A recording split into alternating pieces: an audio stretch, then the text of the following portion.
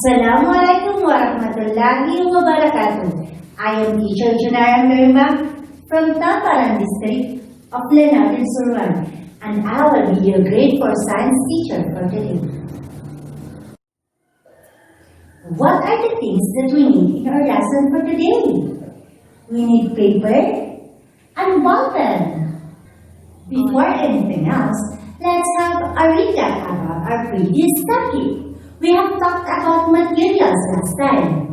Materials may classify based on their ability to float, sink, absorb water, and their ability to decay. What comes to your mind when you hear the word absorb? Very good! Absorb means to take in something such as a liquid in a natural way or gradual way.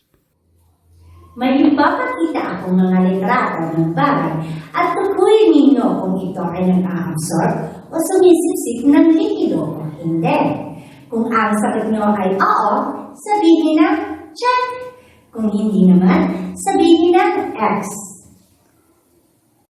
Number 1. Raincoat.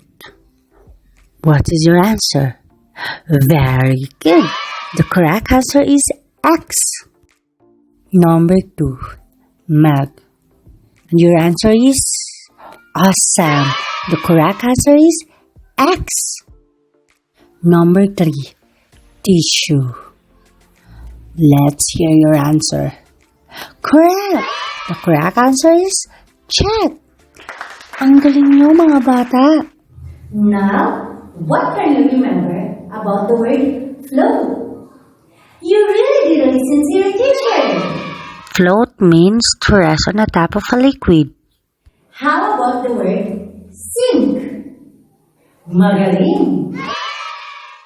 Sink means to go down below the surface of the water, mud, and etc. I will show pictures and I want you to identify whether it will sink or float in the water. If it will float, thumbs up. And if it will sink, thumbs down. Pencil. And your answer is very good. The correct answer is thumbs up. 10 peso coin. And your answer is excellent. The correct answer is thumbs down. Number 3. Plastic cups. What is your answer? Magaling. And the answer is thumbs up. Now, let us hear. What did you understand about the materials that undergo decay? Very good. Decay means to slowly destroy the materials into bits in the presence of water, air, and soil. Look at the pictures and choose the materials that undergo decay. Wood, plastic, banana. Can you tell me your answers? Very good. And the correct answers are wood and banana. Now, we will have a game. We will call this game fact or bluff. If the statement is correct, say fact na fact. And if it is wrong, say bluff na bluff. Are you ready, kids? I can hear you. Very good. Number 1. Materials that undergo decay are usually biodegradable materials. What is your answer? Very good. And the answer is fact na fact. Floor tile is an example of materials that absorb water. What is your answer? Correct! The answer is bluff na bluff. Materials which have small holes and allow air or liquid to pass through is called porous materials. What is your answer? Very good. The answer is fact na fact. Decay means means to slowly destroy the materials into bits in the presence of water, air, and soil. And your answer is very good. The correct answer is tap na tap. Float means to fall to the bottom of the water. What is your answer? Awesome! The correct answer is bluff na bluff. Ang galing ka mga bata. Hep hep hep! Hindi pa tayo tapos sa ating laro. This game is called yes and no. If the materials undergo decay, say yes, yes, yes. And if not, say no, no, no. Notebook. And your answer is very good. The correct answer is yes, yes, yes. Broken mirror.